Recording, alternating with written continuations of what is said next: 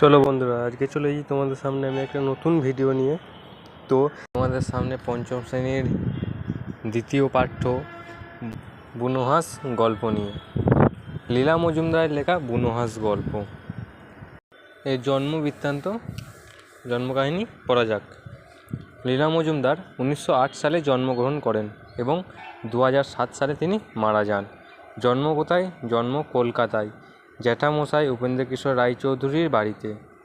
কার বাড়িতে? জ্যাঠামশাই উপেন্দ্রকিশোর রায়চৌধুরীর বাড়িতে। বাবা প্রমোদারঞ্জন রায় বনের খবর বইয়ের লেখক। শৈশব কেটেছে শিলং পাহাড়ে। 1920 সাল থেকে কলকাতায়। সারা জীবন সাহিত্য চর্চা তার সঙ্গী ছিল। ছোটদের বই বদ্রীনাথের বড়ি, অন্যান্য বিখ্যাত উল্লেখযোগ্য গ্রন্থ পদপিসির বর্মি বাক্স, হলদে পাখির পালক, টংলিং, মাকু। ছোটদের জন্য সন্দেশ পত্রিকার যুগ্ম সম্পাদক ছিলেন বহুকাল।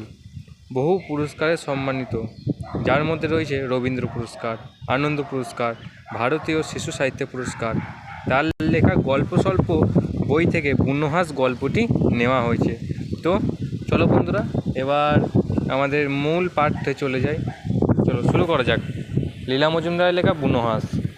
এখন যদি আকাশের দিকে চেয়ে দেখো, দেখতে পাবে দলে দলে বুনো হাঁস, তীরের ফলার আকারে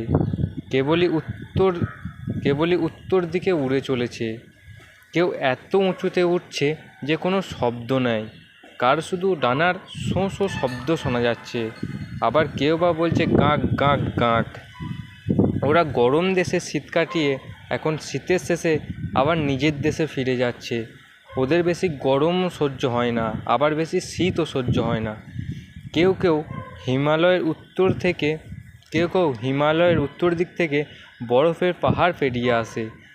অনেকে নাকি ভারতের মাটি পার হয়ে সমুদ্রের ওপর দিয়ে উড়ে ছোট ছোট দ্বীপে গিয়ে নামে, যেখানে মানুষের বাস নেয়।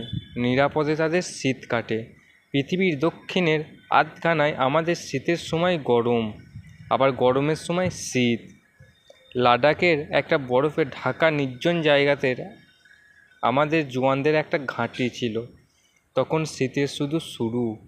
মাথার ওপর দিয়ে দলে দলে বুনো হাঁস দক্ষিণ দিকে উড়ে যেত। বাড়ির জন্য ওদের মন কেমন করতো।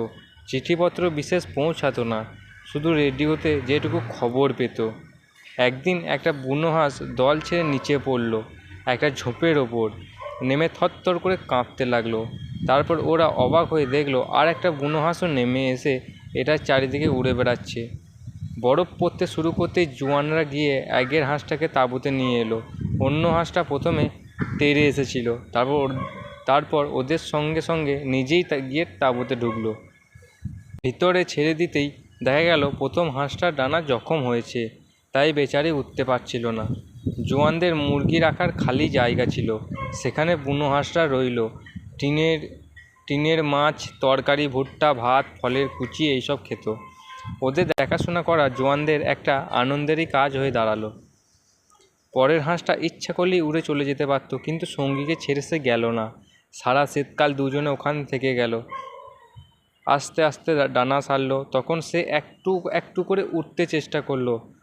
তাঁবুর ছাদ অবধি উঠে আবার ধূপ করে পড়ে যেত। এমনি করে সারা শীত দেখতে দেখতে কেটে গেল। নিচের পাহাড়ে বরফ গলতে শুরু করলো। আবার সবুজ ঝোপঝাপ দেখা গেল। ন্যাড়া গাছে পাতার আর ফুলের কুঁড়ি ধরল। তারপর পাখিরা আবার আসতে আরম্ভ করলো। এবার দক্ষিণ দিক থেকে উত্তর দিকে আসতে লাগলো। দেশে ফিরে ওরা বাসা বাঁধবে, বাচ্চা তুলবে। এদের হাঁসরা আজকাল তাঁবুর বাইরে চরত, আর মাথার উপর দিয়ে হাঁসের দল গেলেই চঞ্চল হয়ে উঠত।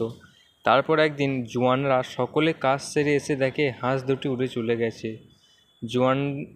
জওয়ানদের বাড়ি ফেরার সময় হয়ে এলো। চলো বন্ধুরা, আজকে এই পর্যন্তই। আবার তোমাদের সঙ্গে দেখা হবে পরের নেক্সট ভিডিওতে এর প্রশ্ন উত্তর নিয়ে।